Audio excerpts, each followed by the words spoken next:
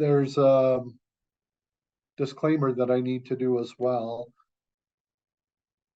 So, my name is Layne Hilton. I have been in public safety now for a little over 30 years. Started out in corrections, have done law enforcement, have done fire, and had quite a long stint in the hospital world as well. I am, just so you know my background therapeutically, I'm a licensed therapist.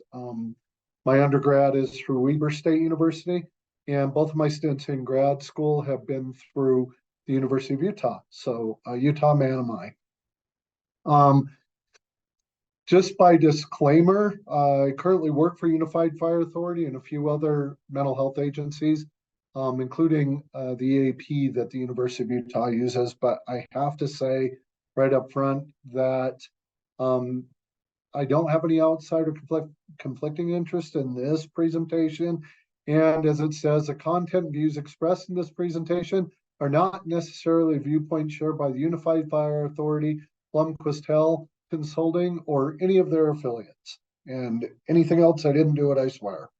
So, going back to this, today's presentation is rated R. I have to let that also be known right up front. I don't sugarcoat who I am, and I swear a lot. And the more nervous I get, the more I seem to swear. So there will be foul language in this. I can pretty much promise you. If that offends you, please get over it quickly, because that's just what's going to happen. Then, in addition to that, we will be talking about sexual themes and issues in this as well, because that's a part of our mental health. So just if you want to call them trigger warnings, that's there. Okay, that being said, if you do have questions, we will be doing Q&A at the end of this. Annie, will you be taking questions throughout, just out of curiosity? Yeah, if I'll monitor the chat, or if anyone has questions, I'll bring it up as it is relevant. Otherwise, save your questions till the end. Okay, logistically, Annie, is there anything before we need to cover before we go?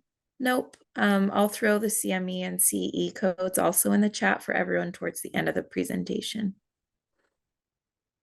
Okay, cool.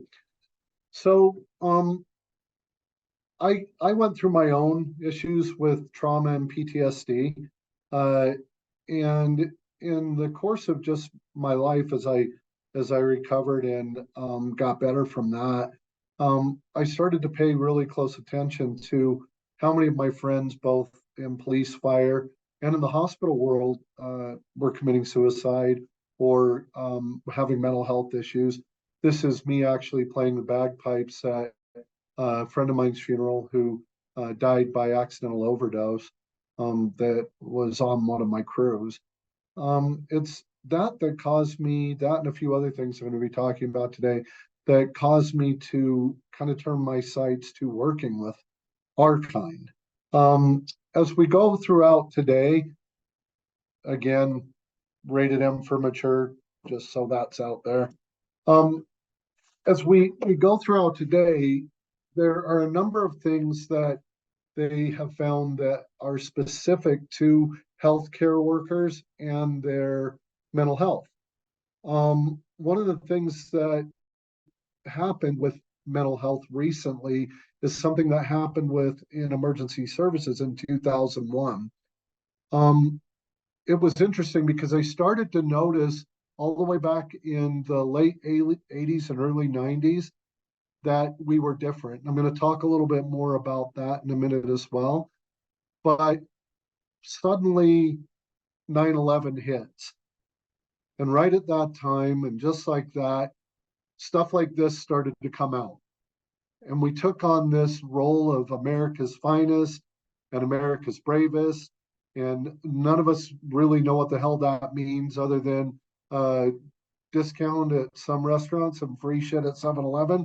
But otherwise, it doesn't really come with a job description. And so this public expectation of us as heroes suddenly came into being. And with that, we started to see an even greater decline into mental health.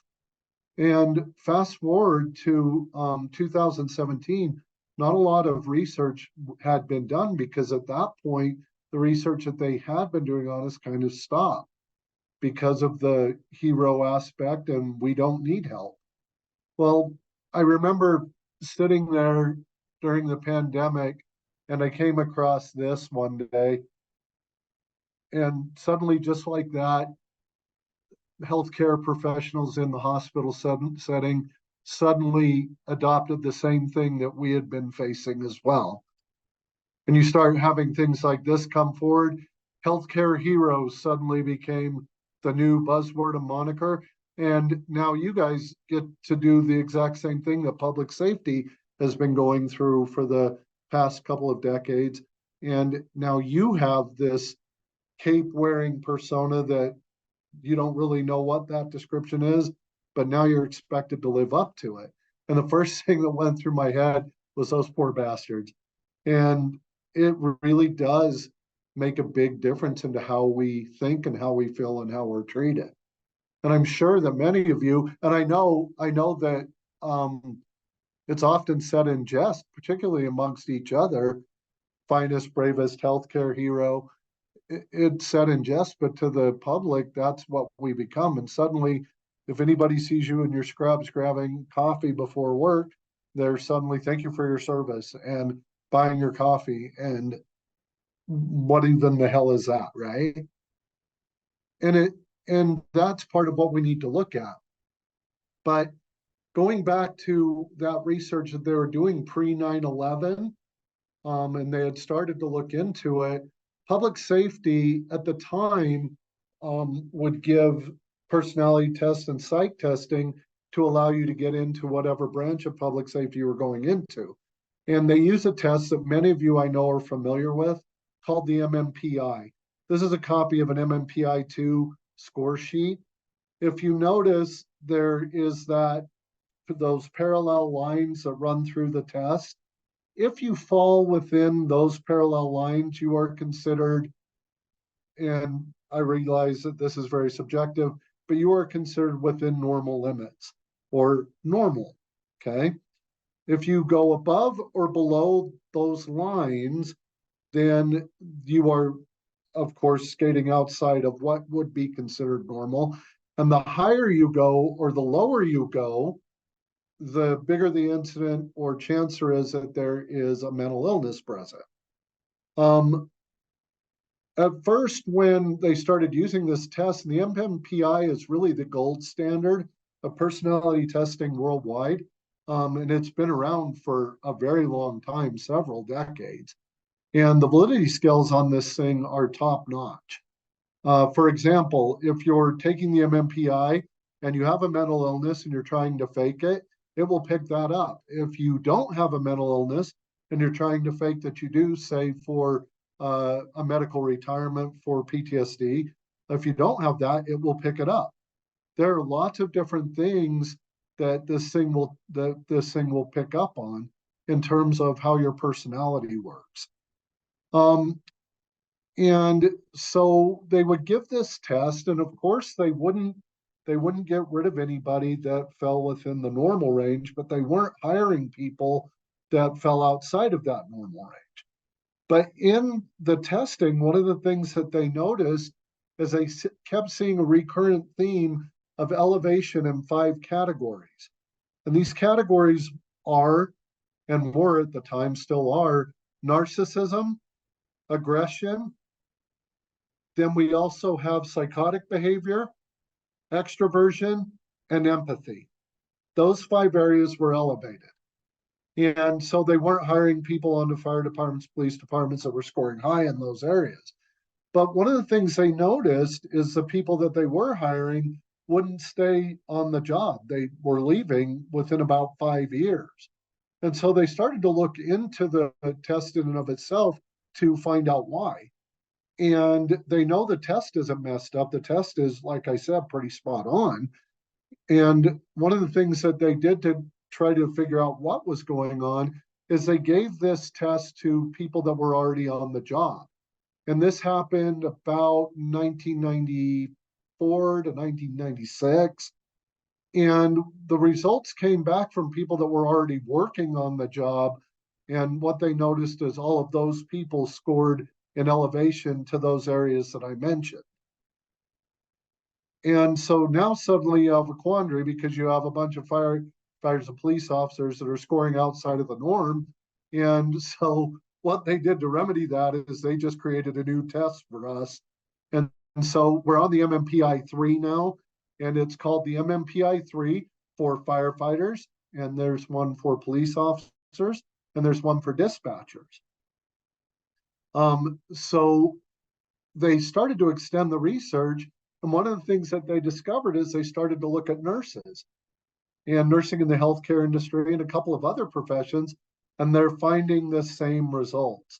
So it's my understanding that now they're actually working on an MMPI for healthcare providers as well. We are very different.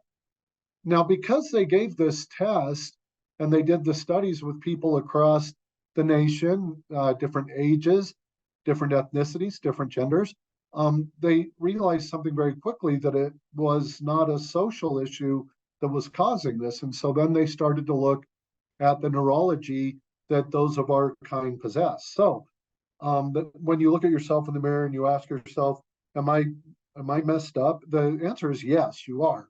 And now you know, but it's in a really good way. So those aspects that we're elevated in are actually necessary for us to do our job. So I want to run through each one of them really quick and talk about how they play into it. Let's look at narcissism first. I realize that's probably what your ex referred to as, and they weren't so far off. We don't have a narcissistic personality disorder per se. That would be a complete elevation, but we are elevated in narcissistic traits. And what this means is that we have a higher level of self-confidence. We believe in ourselves more. We have a tendency to believe that we can manage anything that comes our way, and that even to some degrees that we can do it better than regular people. If you think about why that's important for us in our jobs that we do, particularly in healthcare, you need to have that command presence and you need to have that self-confidence, or you wouldn't be able to do what you do and wade through the misery and suffering that you see on a daily basis and still be able to function. And I realize that many of you are thinking, I don't really feel that confident in myself or my abilities, but trust me, the fact that you're doing it demonstrates that you have a higher element of self-confidence than the average person does. Aggression can mean this, but it doesn't necessarily mean that. That's kind of a secondary characteristic of it. What it means more is that when we see a problem, we are very aggressive in solving it. And if you think about, particularly with nursing and adjunct fields like nursing, that's definitely the case. We see a problem, we want to fix it. And that extends not just into our jobs, but our lives. Psychotic behavior, I'm going to get to in a minute, because, yeah, that's fun. But let's look at extroversion. You can't check for frank blood or insert a cath and be shy. That's just not going to happen. Or cut clothes off or do anything like that. We have higher levels of extroversion, but it's interesting because that extroversion tends to only be within the realm of people that we normally work with. A lot of times we have problems with regular people. We don't like being around them, and that's actually normal for us. We see everybody as a patient currently, or soon to be a patient, or eventually. The people that we get really close to and that we're mainly extroverted with are our tribes at work, and particularly in nursing, tribes are very, very common. And we do separate ourselves within our own kind, for lack of a better term. And then empathy. If there were a mental illness for empathy, we would have it. Our give a shit levels are very high toward the causes that we invest in. Now, we might say to the contrary, but yet you continue to show up every single day and you continue to do quality work because you care. And that's one of the main things that separates us from other people. Now, what's interesting, if you took our empathy away, those elevated spots lead to criminal profile. And that is very much a criminal profile. So if you think about it, you do have a subsection of us that gravitate toward deviating behavior. Layne, I'm so sorry to interrupt you. Are your slides supposed to be advancing? Ours is still on the MMPI. No, we're still Okay. there. Oh, perfect. Yeah. Okay, great. We just wanted to make sure. Thank Yeah. you. No, I don't do death by PowerPoint if I can help it. That's great.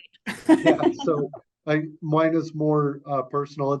It's kind of interesting. My wife, when I was talking to her about doing this, she says, "You're doing this on Zoom?"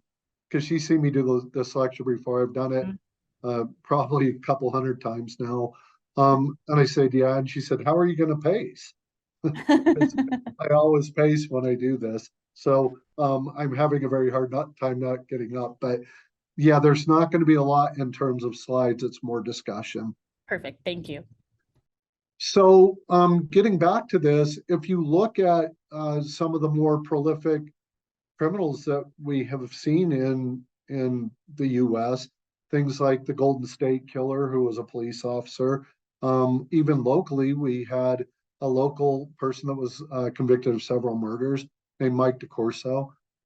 He worked for fire and EMS. You have, of course, the angel of death and the nurse that was ending people's lives. Without that empathy, and when our empathy gets fatigued, we can go into and develop deviant behavior. So it's really important that we pay attention to that empathy and really watch our empathy and make sure that we're not suffering from empathy and burnout, PTSD. Those things really come into play with this. The number one things that causes us to start to slip is stress. And the type of work that we do, particularly in healthcare since 2019, has not only modified how we do things, it's amped up the stress levels exceedingly. And so one of the things that we have to look at is stress. And now you see base definitions here with stress, and those are very, very, as it says, relative to the individual. But if you think about what stress is, and we actually put it into a really honest viewpoint of what our day to day is, stress goes way beyond this. We see things and go through things and do things that the average person maybe sees once in their life on their worst day, and that's when they're visiting us. And we see that repetitively throughout the day. And because of that alone, we're different than the rest of society in the way that we deal with this. And that's also important to recognize. We are likely different than those that say we hang out with that aren't healthcare professionals. We're likely even different than our spouses or our partners that aren't involved in these fields. And for those of you that are still on your first marriage and first long-term relationship, way to go with that. Strong work. Our divorce rate is over 80%. And there's a reason for it. And hopefully, in some of the things that we talk today, you'll be able to gain some knowledge and some skills to help to help prevent relationship collapse. For those of you who have moved on since that, I'm on number 2, but it's a unique number 2. Our second to third relationship usually works, but that's because we've usually been through some therapy at that point to help out with it. And that's just another interesting piece to keep in mind with this. So we do have high stress and we do manage our stress very differently.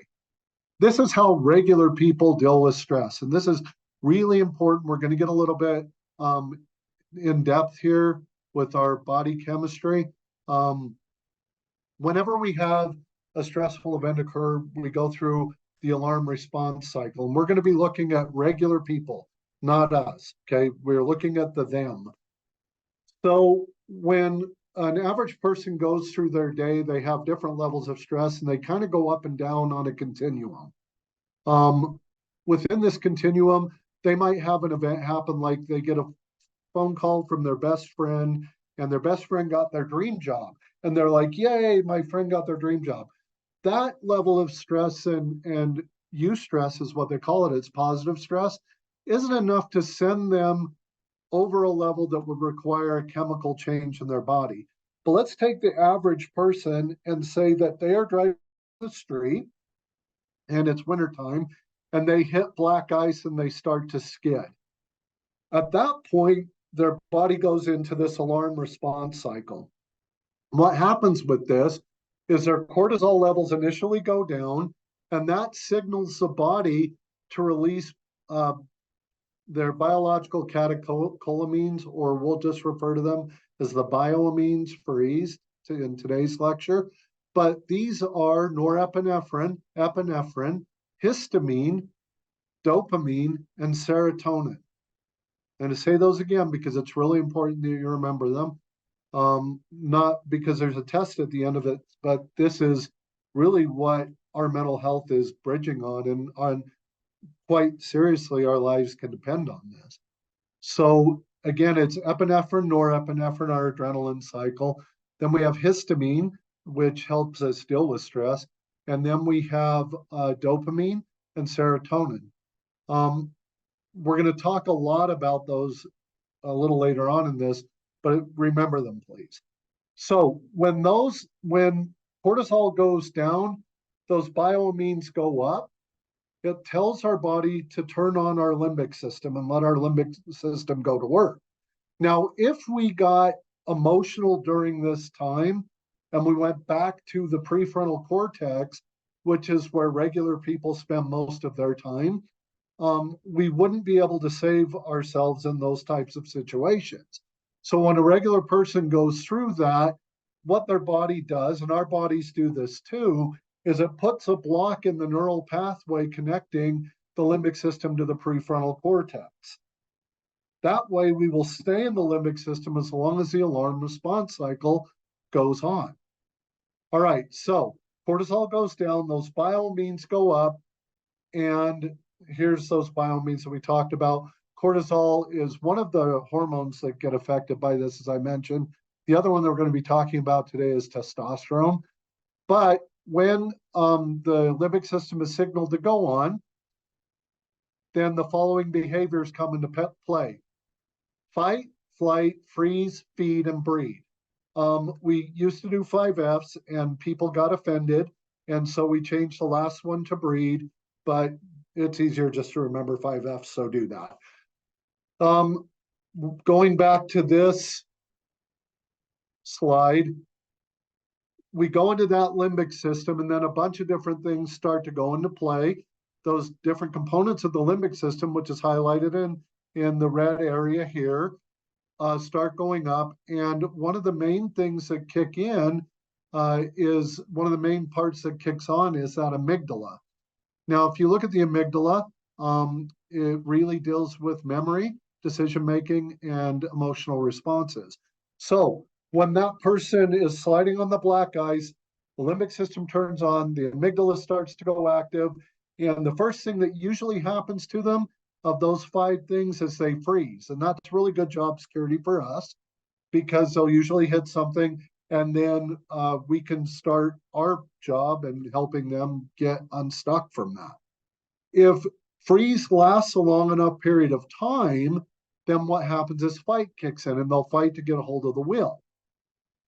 Well, if this lasts long enough period of time, what's going to happen is the car's going to either get under control, or they're going to hit something and the car's going to stop. But either way, once the car is no longer in a threatening situation, cortisol turns back on, the bioamines all go back to normal level, and the person goes back to the prefrontal cortex. That's what that bump is right there that you see on this slide, is while they're in and dealing with the problem, the resistance phase kicks on.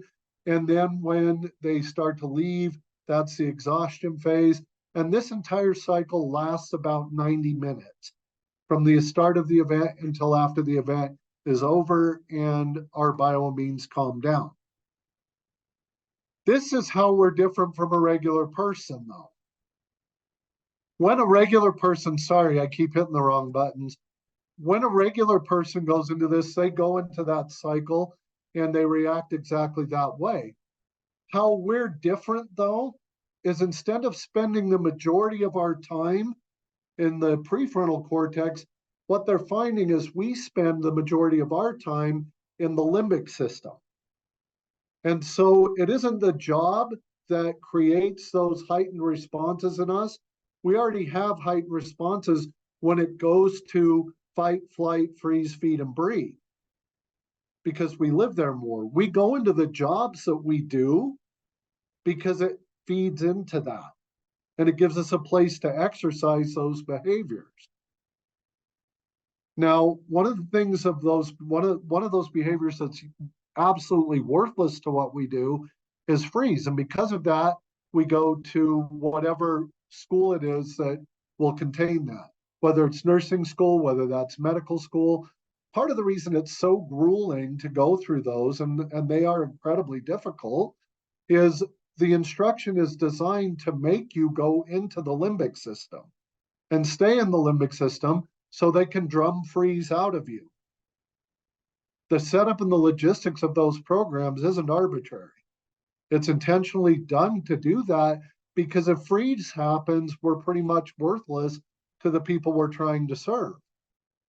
So we get put into those high stakes environments. Failure rate quits being what it was in high school and our undergrad stuff, and it starts, failure is now hitting an 80% point. And then all the way through school, they drum into us something that is not very useful to our mental health at all. And it's that if we make a mistake, what happens? Somebody's going to die, right? And mistakes start to become equal to death, and we start to live by that.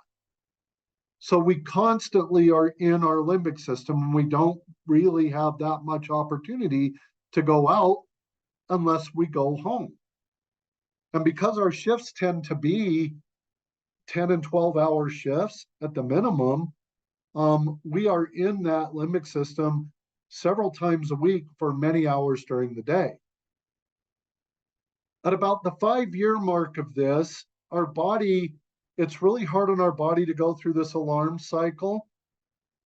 And so after 5 years of going in and out of it and taking damage to our limbic system, particularly the memory centers of our limbic system, it also does damage to our kidneys, our hearts, and the cortisol issues really play hell on our bodies.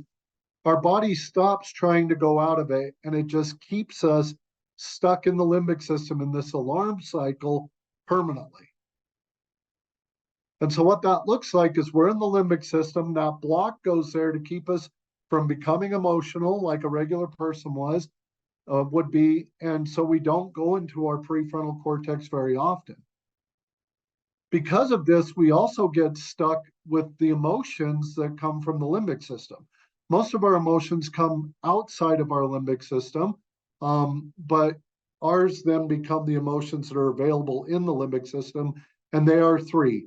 They are anxiety, rage, and love. This is why most of us have anxiety issues. And couple that with our hyperadrenaline production, our anxiety tends to be way off the chart.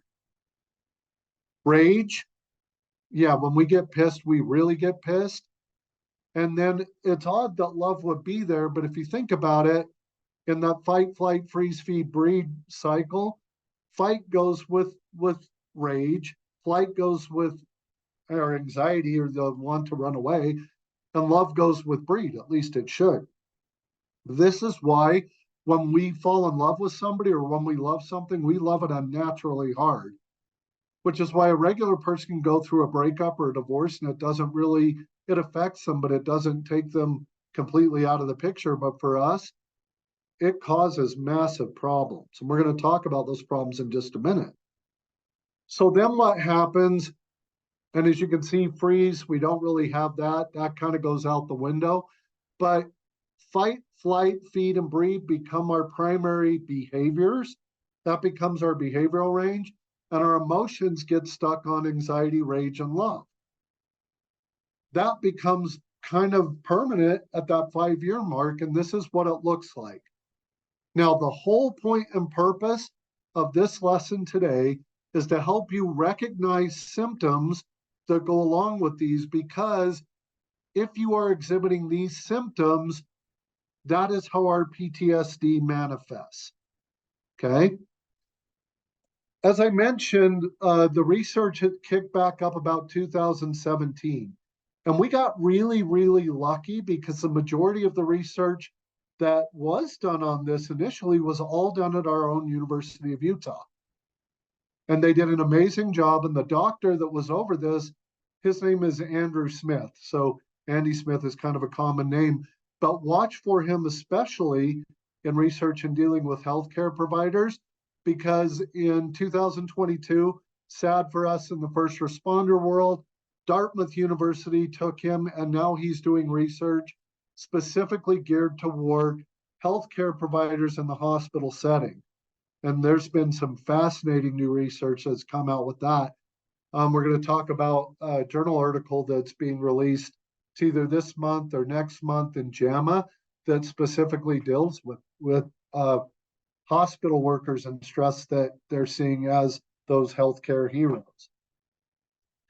But in the course of the research, Dr. Smith found that all of us hold our PTSD and trauma-related issues, we hold it differently than the regular populace. And so the symptoms that are being seen regularly in a person that has PTSD or has been through a really traumatic event, it doesn't manifest the same way. It manifests like I'm going to tell you now. So this is what I want you to pay attention to, okay? We see benchmarks hit at 5 years and then again at 12 years. Those are our two big ones. So if you're at the 12-year mark, it's going to be a little bit different than if you are between 5 and 12 years, just so you know. And 12 years and after is when we see the other changes. But we're going to start with initial changes. How fight manifests is like this, and it does it in a really weird way. As healthcare providers, we develop this weird habit that before we go into any kind of room or dwelling, we smell. And we literally do. It's like, not like smelling people's hair or weird things like that, but we smell the environment. And there's lots of things that we're smelling for. And one of the things that they found is that healthcare providers can even pick out like the smell of pneumonia, the smell of cancer. Even they're finding that COVID has a smell.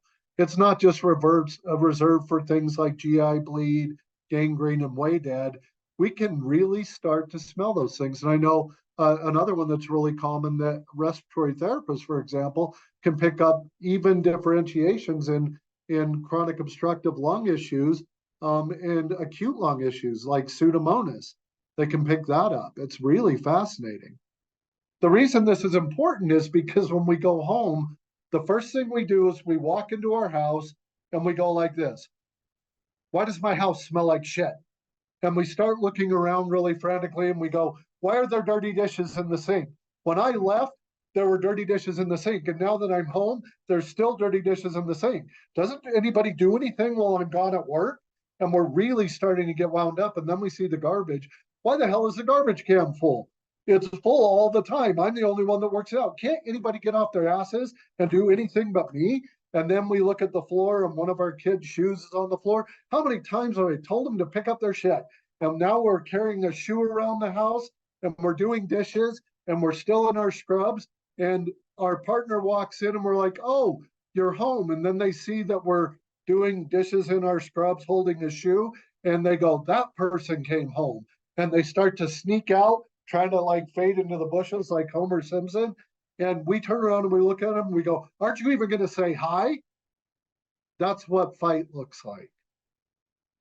We are a whirlwind of rage and we snap at things that we shouldn't snap at.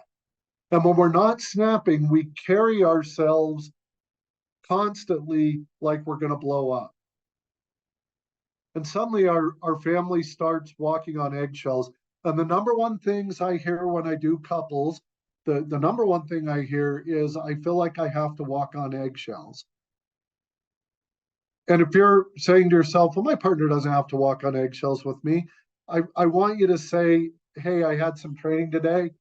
And one of the things that came up is our partners often feel like They have to walk on eggshells with it.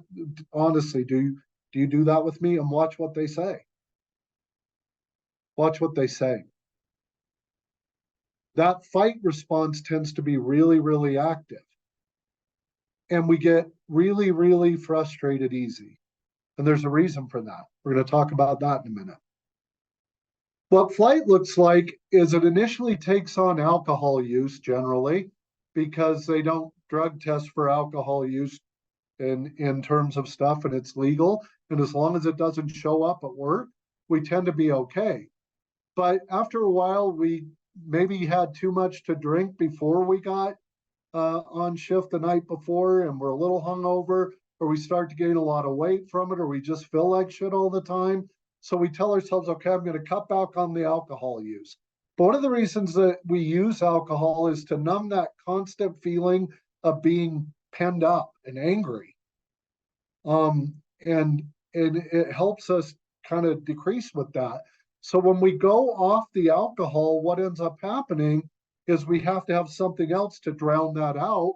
And so the easiest way we could do it that is still in line with what we do at work is we just stop slowing down. We never stop. We constantly are working. And we will work 2 or 3 different jobs. You'll have a full-time job at Hospital A and be working PRM for an agency or another hospital, or we're constantly picking up shifts and we're constantly trading shifts and we're constantly moving. And even when we get off, we're constantly doing projects at home. And most of us have like 8 unfinished projects at home. And everybody thinks we have ADD, but it's not necessarily that. It's more of that flight response and action. And we're constantly moving. We can't stop. And after a while, our partner says to us, you know, it would be really cool if you came home. And if when you were home, you weren't on your phone, because even when we're sitting there watching a movie, we're also on our phone. And we get really defensive and that fight response kicks in and we say, you know what, I work so much so that we can afford, and it depends on the branch of health services that you're in, but most of us will drive either a 4-wheel drive vehicle or we drive a big ass truck. And I realize that there's somebody out there that drives a Prius, but you know you want a big ass truck even if you're driving that. And we drive the big ass truck, and it's usually got a number 2 or 3 on the side, depending on which one you do. And we drive the big ass truck so we can pull the big ass trailer. And it's not a normal trailer. It's usually a brand new to 3 years old side-by-side toy hauler. And inside of it, we have our 2 brand new side-by-sides. And then we have our shitty 4-wheeler that we couldn't sell on KSL or Facebook Marketplace. So we keep that and make our in-laws drive it. And then we're driving $100,000 plus down the road. Now, we don't make that much money. So pretty soon we start to go into debt. We start to spiral in debt. One of the things they're finding with the research is there's huge financial problems, including bankruptcy, all the way through in all spectrums of the healthcare hero network, right? And we all run into that. So what we end up doing is we start realizing we're in financial peril because we hyperspend as part of that flight response. That's also why Amazon therapy becomes something that is a staple. And then we start having the packages delivered to work, so it's easier not to have to explain why we got what we got. But then what ends up happening is we say, you know what? We look at our partner and we say, you've been really cavalier with our finances, so now I have to fix it. And then we sell everything on KSL, and we're really good for about 3 months, maybe, but we didn't sell the big ass truck because subconsciously we know that summertime is coming. And then we say to our partner, let's just go to the boat show and look. And instead of looking, we come home with an armada with 2 wet bikes and a pontoon and a fishing boat. And we bought into a timeshare houseboat and whatever. We repeat the cycle. That's what flight looks like. Now, keep in mind, you may not have all of these, but I can pretty much guarantee if you're on over 5 years, you have some. Freeze really isn't a problem. We wouldn't be able to do what we do. We never would have graduated school if that was the case. So most of us don't have a problem with that. But with feed, we eat too much, we eat too fast, and we eat like shit. When you did the studies, one of the things they found is that we don't even really chew our food. We excessively drink when we eat. It's because we're swallowing our food almost whole. We very rarely enjoy our food. And part of this is a behavioral modification that takes place, particularly when you're nursing or you're working as a PA or an MP, because you can never stop. You don't even have time to pee, much less eat. And so you're carrying your string cheese, which has been in your scrub pocket and in the C. diff room or in the MRSA room, and you're going to pull that out and you're going to snack on it whenever. And then, particularly this time of year, you get the thank you baskets for healthcare heroes. And so you have lots of grazing that you can do at the charge desk, which is by and large filthy as well. But we don't give a shit because we're hungry and that's all we had to eat. So then when we get home or when we go out, we're constantly eating, we eat really fast. I decided to pay attention to this. And one of the things that the U has asked us to do is to try to slow your first helping of your food down to 20 minutes. Just eat and make it last 20 minutes. So what I did is I decided to put this to the test. And I would like you guys to do it too. I put my phone, set the timer. I got a fork and I didn't stand over the sink or the dog to eat. I sat down at the table and I pushed start and I chewed my food and I paid attention to what I was eating. It was kind of a magical experience. And I got to what I thought was about 20 minutes and I was really trying. And I said, okay, I'm good, I'm done. And I looked at my stopwatch going on my phone and I was about 7.5 minutes. We really eat fast. This is why there's a higher incident of gut problems within our kind. And it's also what we're eating. We eat fast, and fast generally isn't healthy. And we're way over caffeinated. Way over caffeinated. Well, it's that or we don't eat at all. And particularly if we're in crisis, we don't eat. And at work, again, we're in crisis, so we generally don't eat. It's going to be one or the other. Couple this with the problem that hormone changes take place. As I mentioned initially, in order for the limbic system to turn on correctly, cortisol has to be adjusted in our body. So our cortisol levels are always out of whack. And then because of something that happens in breeding, I'm going to talk about that in a minute, our testosterone levels are generally out of whack too. So what this means is when we put on weight, we have a really hard time losing weight. It's even to the point that we can get bariatric surgery and beat that. We're pros. We'll lose initially and then we gain it all back. And it's because our hormone levels are so off. And that's why you run into that problem. They've got this so dialed down as to why and how we do what we do. They can even explain why we wake up between 3:30 and 5:30 in the morning spontaneously. I'm going to tell you why you do that in a minute too. But first, let's talk a little bit more about our testosterone and go to breed. Because this is a really, really big red flag. And there's a couple of really strong red flags that if you are at the stages of these red flags within these behaviors, you need to get help really quick because it means brain damage is occurring, okay?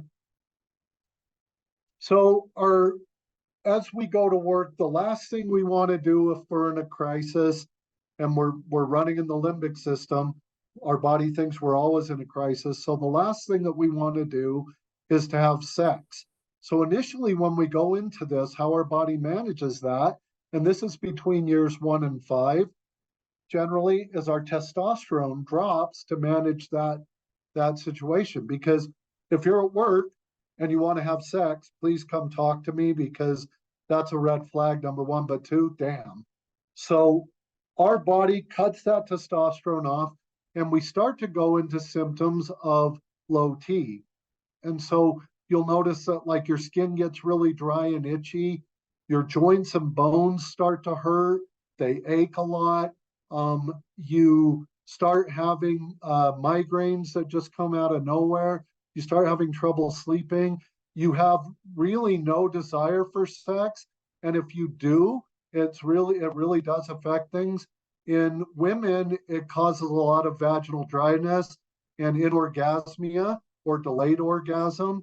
In men, what it does is you have a difficult time maintaining and keeping an erection, and your want for sex goes way, way down.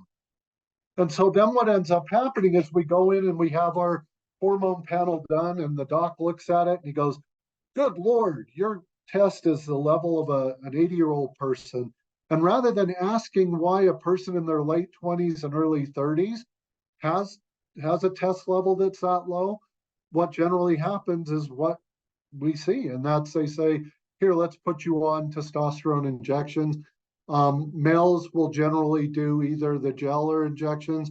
Females will almost always be given the injectables, and they start to give us that, and our hormone levels to testosterone start to even out. But again, the problem with this is we're not correcting the why behind this. We're just putting this in here. But it's not bad that we get on it, because if we don't get on it, we go into a sort of osteoporotic state. If you look at it, there's a reason why people, police officers, firefighters, nurses, dispatchers, school teachers, and some other related limbic fields, there's a reason that we're getting hip and knee and shoulder replacements as young as our late 30s and early 40s. Whereas you can have a construction worker who bends and lifts much more than we do, having it done at normal times that normal people do. It's because our testosterone deficit works into our bone density and our joints and our ligaments, and it causes huge problems. So please get checked, and if that is the case and your test is low, get on testosterone therapy to correct it, because we want to be able to use our bodies for what it's intended to do, and that's more have fun than be at work, right? Well, because we are who we are and we tend to be aggressive, when one is good, two is better. So particularly in males, what we see is abuse of the testosterone, and they start taking too much, which in turn increases that grouchy behavior. So our fight response starts to go way overboard, but now we want to have sex a lot. And about 12 years on, we see a big change with this. Our body says, "You've been on duty for 12 years, you're going to die." Because remember, it doesn't go out of it after about that 5-year mark. And it says, "You're going to die, so we got to propagate the species." So then it turns your sex drive back on and it goes through the roof. But because we're pissed off all the time, we want to have sex all the time, but our partner doesn't want to have sex with us. Dr. Smith eloquently referred to this as the fight or fuck response. And if you start to see that, that's a massive red flag that brain damage is going to start occurring. So remember that piece. So because our partner doesn't want to have sex with us, but we want to have sex all the time, we start looking for alternative sexual release. And this is when our porn use goes way up. And we're talking not just once in a while, but it starts to go up all the time. John Gottman, who is the leading relationship scientist that the world's had, did some studies on this. And what he found, just so you know, is a pornography use in a relationship, when it's going on in a relationship, whether your partner knows you're using it or not, or even if you're using it together, increases your divorce rate chance up to 80%, a little over 80%. Now, when our divorce rate's already that high, this isn't useful. But we start looking at porn, masturbation goes way up. The problem with this then becomes, as we start to normalize what we see in porn as normal sex. And our body behaviorally starts to become in tune with that. And so what happens is our level of kink starts to also go up. And pretty soon we start to become really unrelatable sexually to our partners. And it starts with looking like this. We go to fill in the sex store shop of your choice, and we start buying all sorts of new toys, and we bring home the duffel bag and we say, look what I brought home, honey, to help our sex life get better. And we put something on the table, and it has like a pull start and a power stroke and lots of different attachments, and we start it up and it's going blah blah blah, blah. And our partner looks at us and goes, what the hell is that? And we say, no, this is for me. And then they're like, what? And then after that, because our kink level starts to get higher and higher, our partner doesn't want to respond to that. So we start looking outside of the marriage for somebody that can keep up with us sexually. And that's when we usually start to form relationships with our own kind and other people that are in the same place. This is why you see so many like nurses and police officers or firefighters and school teachers or other nurses or docs and nurses start hooking up, is because we need that, and we can relate to them, and they can relate to us more, not just in stress, but sexually. This is also when we start to see aberrant sexual activity start coming into it, or at least outside sexual activity that goes outside of the norm and starts getting into paraphilias, that you start seeing that come in. So swinging starts to take place. We see a lot of open relationships start happening, but almost inevitably our first divorce happens about 12 to 13 years because of that.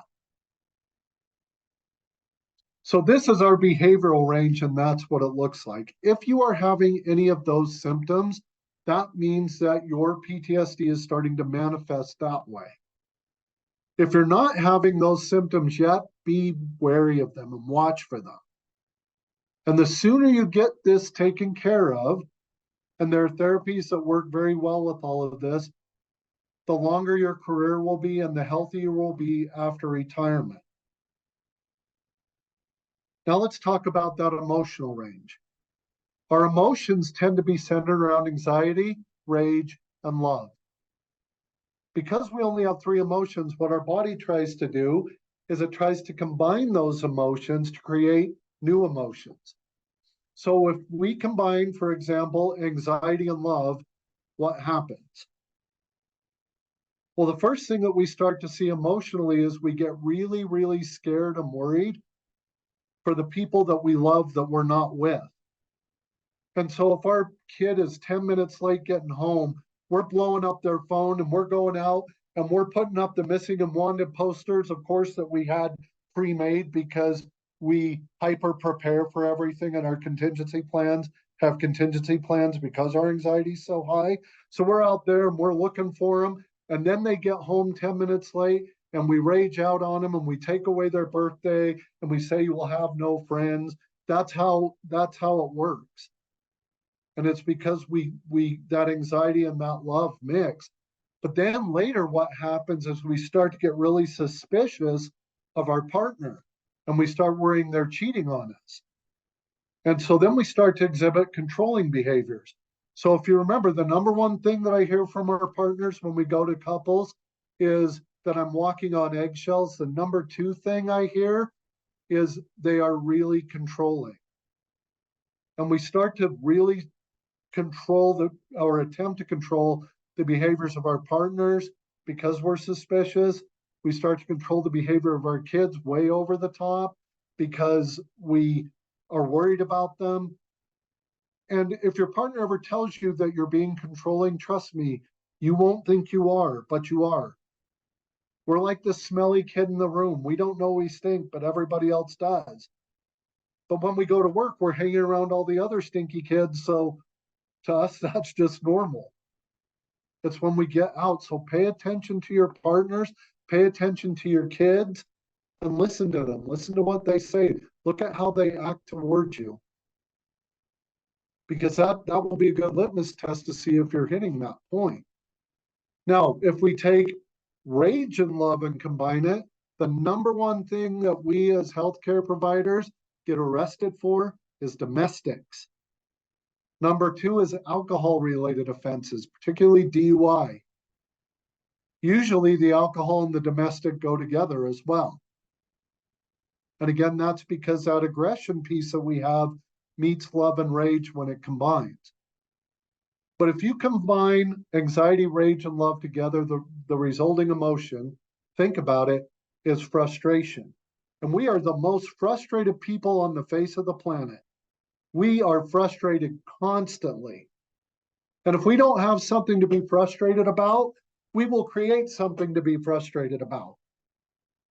And so when you find yourself being frustrated all the time, that's another big red flag, because along with that being frustrated all the time, watch what happens to your memory. Your memory starts to turn to shit. And it starts off with, I can't remember why I walked in this room. And then it starts to turn into, I can't remember what that is called. And in our heads, we're like, man, maybe I'm coming down with dementia, like it's a cold or Alzheimer's. And we really start to worry about that. We don't say anything because we work around it and we're terrified of it. So we don't ever talk about it. But the reason your memory is going is damage is being done to the amygdala, to the hippocampus, and that's why that memory is getting hit so hard. So the really good news is if we get in early, we can not only avoid that, but if we're having those symptoms, it can correct. And because we have neuroplasticity, we can actually heal in those areas. But the longer we wait, the more permanent the damage becomes and the greater the damage becomes. And if you don't believe me, look at that 25-year on salty ass charge nurse. Not only is she anxious and angry and frustrated all the time, or he's angry and anxious and frustrated, but look at that person. They will tell you the same story over and over and over and over again. That's because that memory's going. Now, I don't want you to say, oh my gosh, that's me. There's no hope. The therapies that they have for us right now work wonders with this. But one of the things I want you to start thinking about, everyone, is this is not a mental problem. What part of what I've talked about is mental? This is a physical problem for us. Our PTSD is very physical, and because of that, it requires physical therapies to help overcome it. All right, that's part one. Now to part two. The second thing that the limbic system does, and remember, we're in it all the time. The second thing that it does is it separates everything that we go through. It separates everything we go through into a logical component and an emotional component. Okay. What happens with that is if we're going through and we are, let's say, eating a bowl of Captain Crunch, we might enjoy that Captain Crunch. Our limbic system then processes that to the prefrontal cortex, and we do our emotional processing there. The logical part, if I need to chew my food, goes to the cerebral cortex, and it handles it. If the Captain Crunch analogy, and thanks for bearing with me, everybody. So when we have an event happen, let's say it's sad, but it's one that we've all dealt with. Let's say full arrest. Let's do a pediatric full arrest, because that one is one that is particularly generally traumatic. So we get the call initially for the full arrest. Police usually arrive first. They get on scene.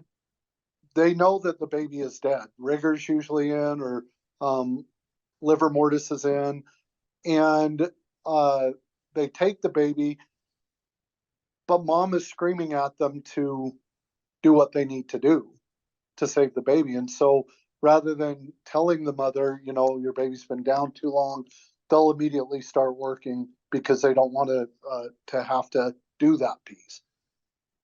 They know exactly how to do the CPR that they need to do. They know exactly how to set up a scene. They know exactly who to call to get additional support there. And they generally call the medics. Medics get there. They know the baby's dead, but they don't want to do it either. And so they start to work. And so logically, they know exactly what to do. They know how to drill the IO in. They can look at the monitor, which is going to be, the baby's going to be asystolic, And so they know exactly how much epi to give. And they know where they're going to take the baby. And because they don't want to pronounce on scene, even though they're doing that more and more, they run the baby to the ED. And then the family shows up there. The ED knows exactly what to do. And they take care from there and they start working, but they know that the baby's dead too. And so at that point, the doc will call the arrest. Now, throughout this whole thing, you have logically managed this to the gills, and we know exactly how to do it. We know exactly how to make it work. We know exactly how to make everything go. But then what ends up happening is we get to a point that we have to go deal with family. Now, this would be difficult in any circumstance that we just went through, but having to tell a family their baby's dead, how do you even go about processing that emotionally? Even on the best of days, that's going to be rough. Well, you go and you tell the parents, and dad punches a hole in the wall, or mom will become your next patient and fall down and start screaming in the grief room. Or they'll attack you and hit you, or they'll stand in the doorway and yell at you to save their baby. It becomes very, very difficult. And we've all been through that. But the rough thing is this happens usually first thing in the morning. And so it's our first big call of the day. And then we have a traffic accident with injuries come in. I was going to say a 1050, that really dates me. But there's some pretty heavy injuries there, and we can logic the hell out of that. But emotionally, we haven't processed that yet. And then we get in a fight with a coworker. And that's why, just so you know, when you do fight with coworkers or partners, we keep it super logical, and we do give me an example of one time, one thing that I've done, and we ask for the proof of everything because it keeps us in that logical realm. And if they try to bring up some emotional stuff, we'll bring up shit that happened 2 years ago just so we can keep it logical. But that emotional piece is there. And what normal people do after a day like this is first of all, they don't have a day like this. But the one bad thing that happens to them during the day, they can go home and they can talk about it and usually get rid of it that way. We go home, we don't want to talk about it because, number one, we don't want to burden anybody else with this. But number two, it's super hard to understand outside of our tribe. And this is where that tribe gets in the way, because we're not really talking about it at work because we're living this shit at work. And then we don't talk about it at home because we don't want to bring it home. And so the next thing that our body does is it tries to deal with it when we're asleep. And when we sleep and we start to dream, what we're doing is we're taking all the events of the day and we're condensing it down so it can be stored as memory. Well, we have all this emotional baggage that's stuck in our limbic system, and it can't really get there normally too because of that block that's there. Remember that block we talked about at the very beginning? That block is there. And we go to sleep, and when we go to sleep, that block goes down. Well, if it was just the pediatric full arrest, we could probably have a nightmare and deal with it. And just so you know, nightmares aren't bad unless they become repetitive. When you have nightmares, all you're doing is your body is taking that horrible event that happened and trying to put it into a way that isn't as harmful. Okay. So what ends up happening is the pediatric full arrest goes down and it starts to process in our prefrontal cortex, but followed behind that is all of those other emotional issues.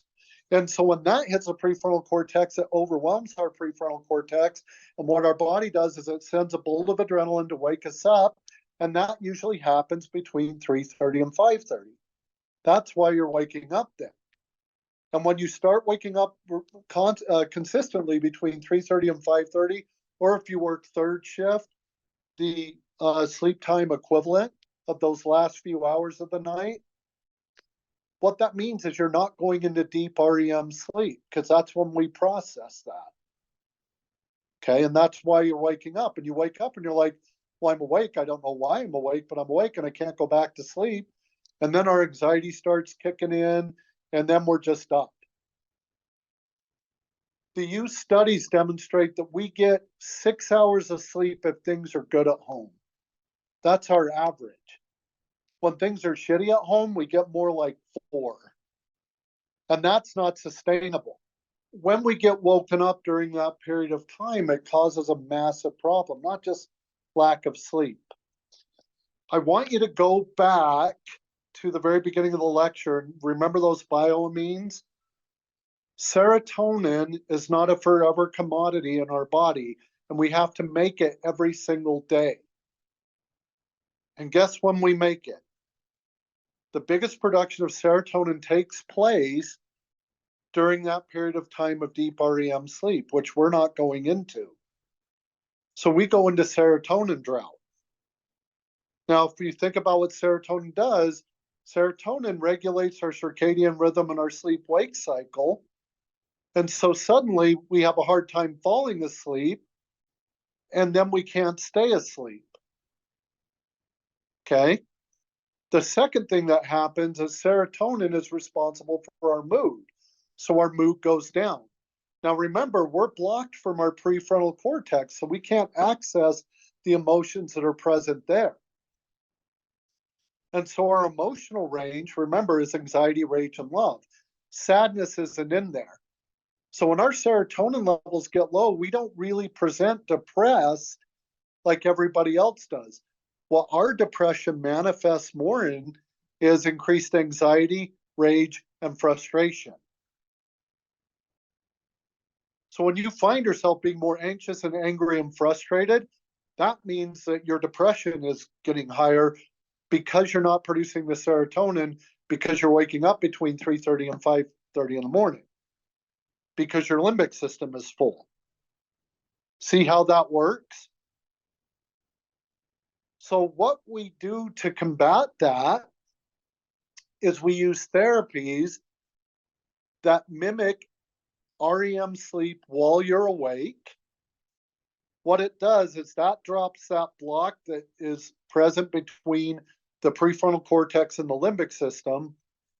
And then we're able to process the emotional stuff. The therapist then basically force processes it out. You're completely awake the whole time. You're completely alert the whole time. Yes, like EMDR. And that's exactly what EMDR is. And that stands for eye movement desensitization reprocessing.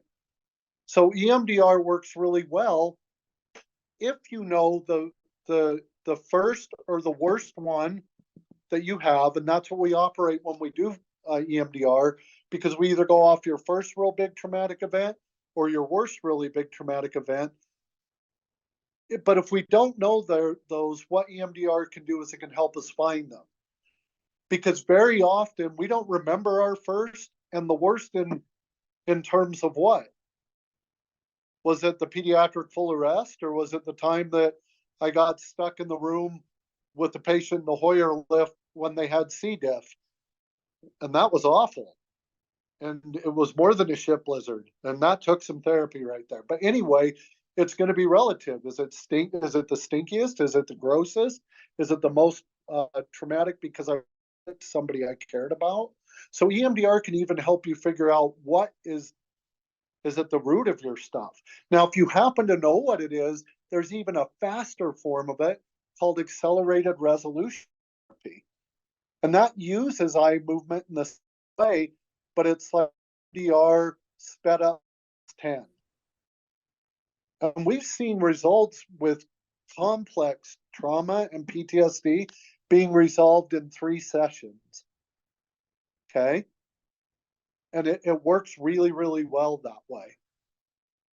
And there are lots of different therapists in the Valley now, not only that do EMDR or accelerated resolution therapy. The reason I keep using the full name is because if you look up art therapy, it takes you to finger painting, and that's not useful for us. Well, not usually anyway, but we call it art therapy. So instead of saying accelerated resolution therapy for the rest of this, I'm going to call it art therapy. but if you're going to look it up, look up accelerated resolution therapy. It gets rid of it super quick. Now, a lot of people have asked me, isn't that what ketamine therapy does? And vitamin K, yeah, that's what it does. The problem with ketamine therapy is they're finding that with us, because we get chronically re-exposed, it doesn't do as complete a job as, say, EMDR or art would. Now, I'm going to warn you, because before I was a therapist and I could do it, I went through it. It's not gentle. It's not a gentle therapy. That laxative they give you before your colonoscopy, it works like that. And it flushes all of that trauma out, and you feel it.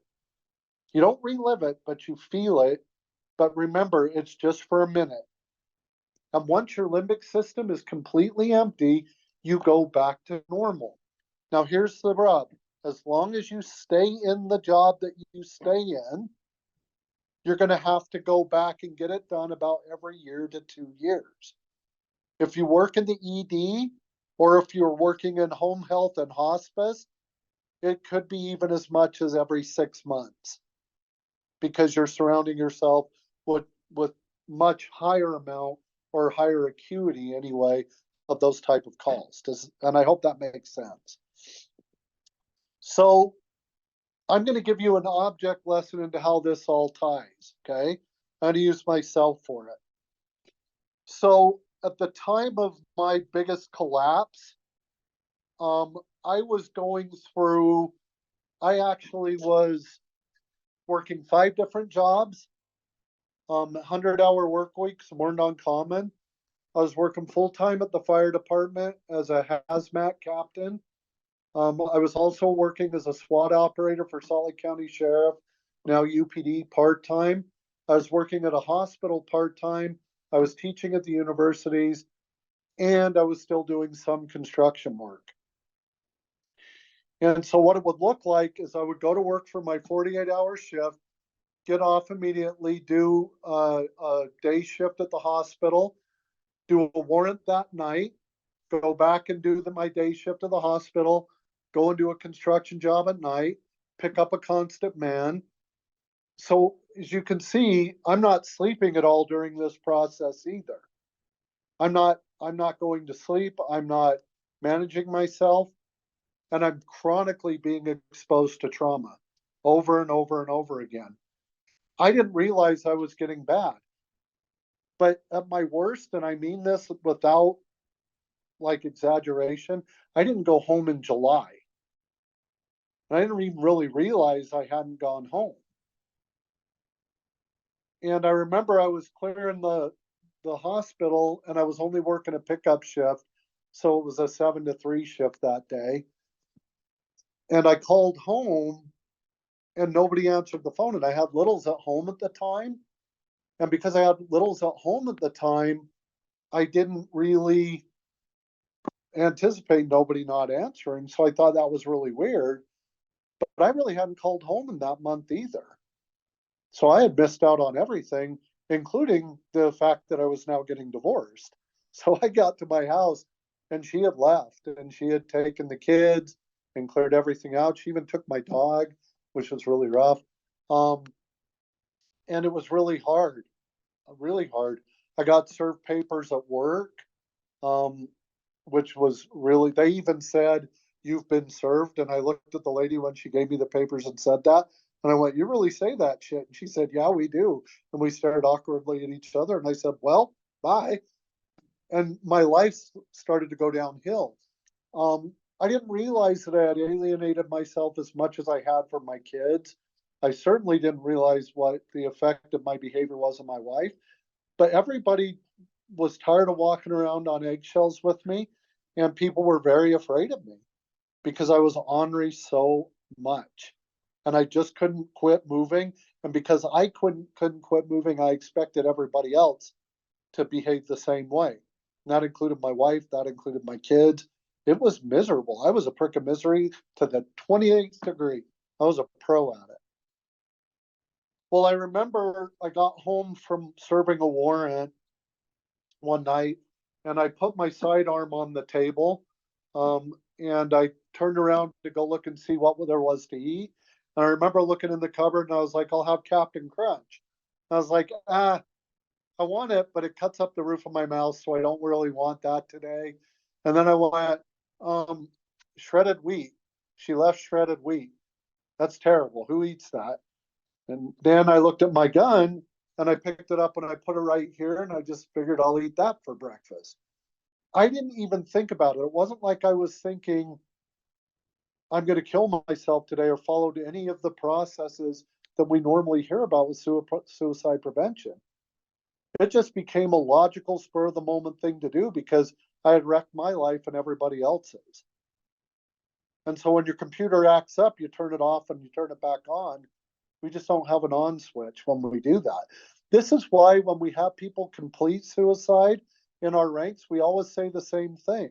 I didn't see that coming because we don't. We don't let on that it's happening. We certainly don't talk to other people about it. We are afraid to be vulnerable. And as soon as I did that, I realized what I did and I put my gun down and was like, oh my gosh, what did I just do? And so I remember calling, and to show you what I didn't know, I called our HR because I didn't know what to do. And it's like 8 o'clock in the morning at this point, 7:30. This guy just barely got into work. And I'm like, hi, this is Layne Hilton. I just tried to kill myself and I realized that's not good. I need help, but I don't know what to do.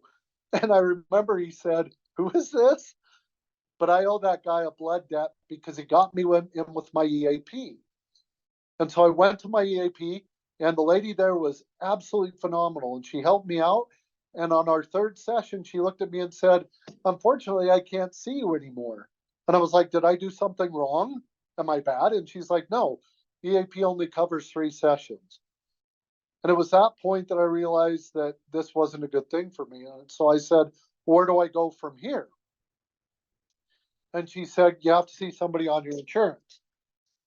Well, I'd never done this before and I didn't understand therapy very much. So she highlighted the name and I went to it. And I remember walking into the guy's office and he had a water wall and he had wind chimes and it smelled like patchouli and a nasty lady's couch in there. And I was like, this is horrible. And I was like, gonna run. And he walks out, little short dude wearing a sweater vest and a beard. And he sat down and he's like, tell me what's going on. And so I unload on him, and I'm not making this up. By the end of therapy, he was crying. And he was going, oh my gosh, I don't know how you guys do this. Thank you for your service. Not useful at all. And now I'm like, do you need a hug? I don't, let's switch places and you can tell me about your mom. I don't know how this works. And I walked out of there and I was like, therapy is bullshit. I'm never going to do this again. So I'm living in Glendale in Salt Lake at the time, and I'm walking up 17 South to Redwood Road to go to the house of Dirty Ronald McDonaldville, and horrible food, but because of feed, I'm really hitting that, and I love that filthy, dirty clown. And it just so happens that while I'm walking, I'm getting dark again, and I'm getting really angry, and I'm starting to feel that suicidal thought process start coming back in. And just dumbass luck, the University of Utah happens to have a campus right off Redwood Road where that McDonald's is on 17 South.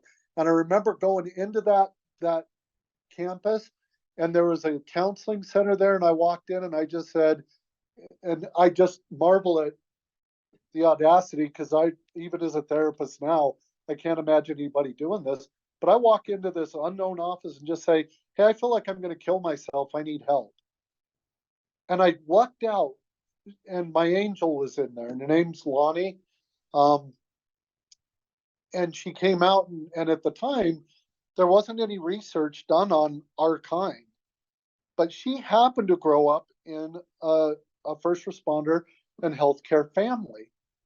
So she was like, I'm going to go ahead and work with you. And she saved me. I was in therapy for a year and a half.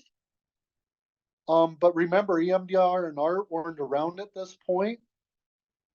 But I was in therapy for a year and a half. And in that therapy, she got me through my PTSD.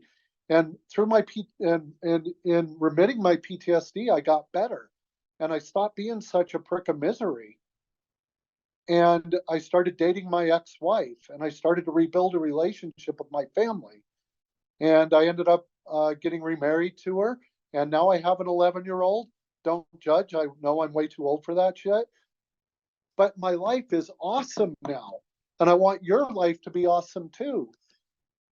After about my third funeral and playing my third funeral, I was like, man, I don't want to lose any more friends. And I don't want people to go through what I've been through. And that's why I went back to school to become a therapist. And I got to be involved with a lot of the research that Dr. Smith did. And I feel so fortunate with that. I'm so thankful that Dartmouth picked him up and is funding further research. And he's doing this wonderful stuff to us. And this is like one of the new things that just came out. And it's going to be released in JAMA either this month or next month.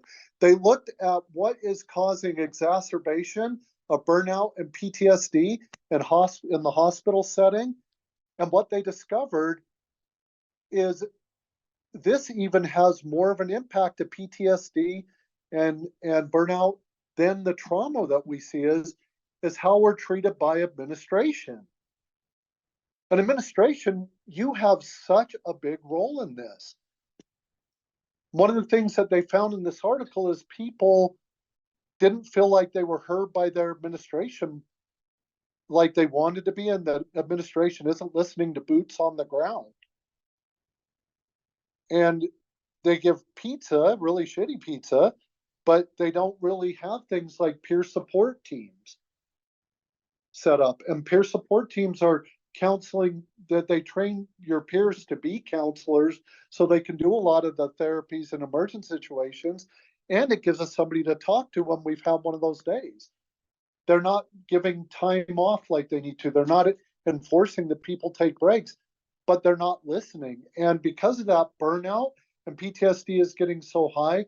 And that's the number one reason we're seeing such turnover and mental health problems is because of those administration problems. Now think about this. This isn't administration's fault. Down at the base level, people are saying administration treats us like shit.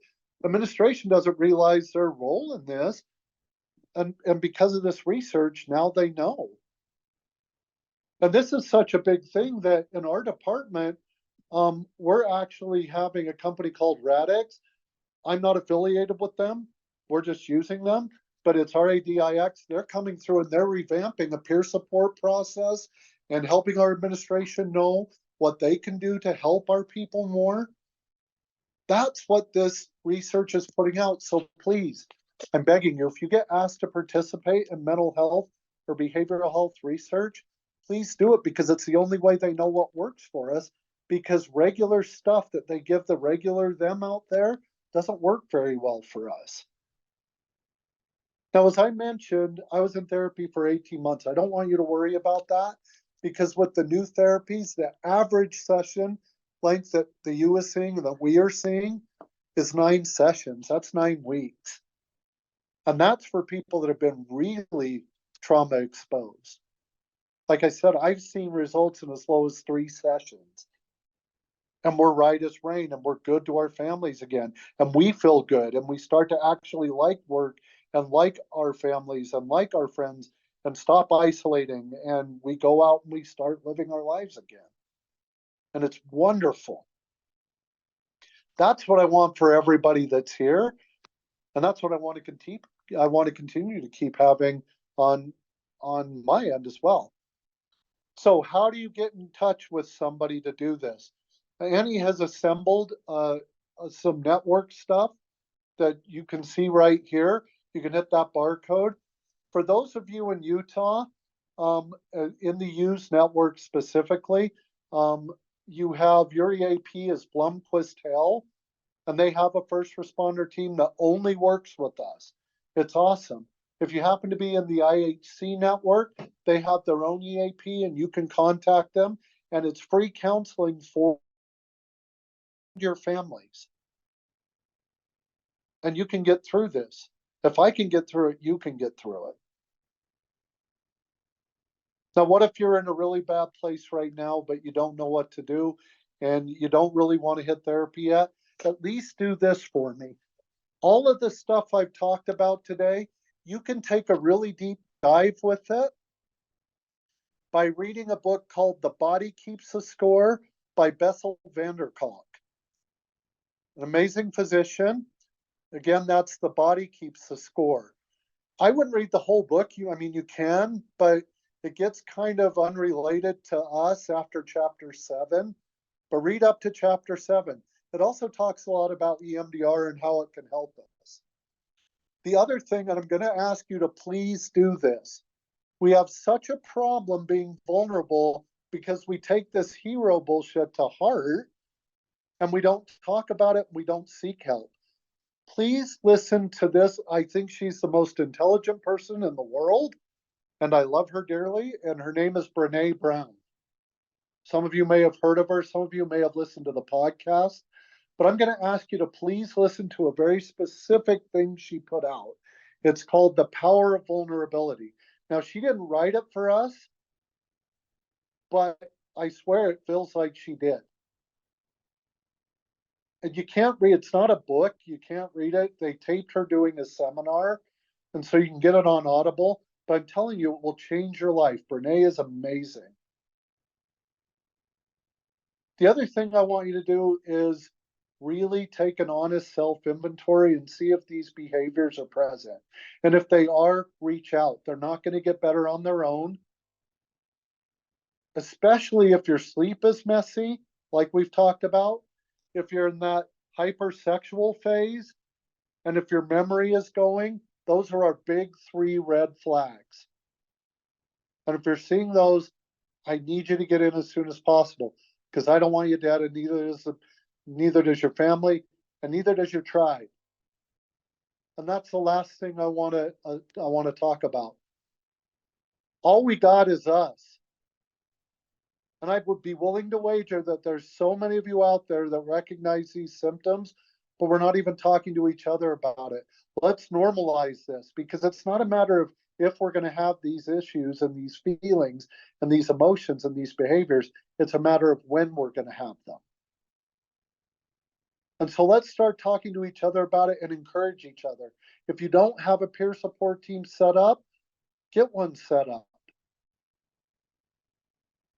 And if you need help doing that, Bobby has my number, and I can get you some information on how to set those up at your individual hospitals and places that you work. All right. I love you guys. If you need anything, feel free to get in touch with me. But before we close, does anybody have any questions? Yeah, Layne, there was a question sent to me in the chat that I'm just going to read, and hopefully you can help respond to this. How do you heal from complex or chronic PTSD when symptoms started early in childhood or adolescence? That is an amazing question. I'm so glad you asked it, because you are not alone. 40% of us, myself included, our PTSD came on from childhood trauma. That's part of the reason that we go into these professions, is because it gives us a way to help. This is also why most of you are people pleasers, and they can help that with therapy with that too. So what they do is EMDR and art actually goes back all the way to the beginning, and it heals that. And all trauma combines. So trauma from when you were a kid and the trauma you've been faced with in your adult life, it links up together. When we knock one down, the rest of it falls like dominoes. And I'm telling you, I didn't realize how much my childhood stuff had intertwined with my work stuff. But I can tell you, it's so awesome not being bound by my childhood stuff anymore. And for whoever asked that, I can't wait for you to go get that help. It is so liberating. It's amazing. It feels great. It's good to be alive. And it's good not to have that stuff pop in all the time. And it's so awesome not to sit and feel like you're not good enough or you're not worth anything. It works awesome. Trust me, it's going to work great for you. Thank you, Layne. So you're saying that sometimes the childhood stuff can be wrapped up in some of the adult and professional stuff, and that EMDR helps with both of those? Yeah, and even if it's not wrapped up, they'll take care of your childhood stuff first and then do your work stuff. So either way, you're going to be okay. Great. I'll just read this comment. It said, Captain Hilton, you, sir, are a godsend. I have known trauma and PTSD has been around for years, but your delivery has made a massive impact. This training applies so deeply that I dare think there may be a light at the end of this hell. Please share your message far and wide. So thank you so much, Layne. Thank you for that very kind statement. I really appreciate it.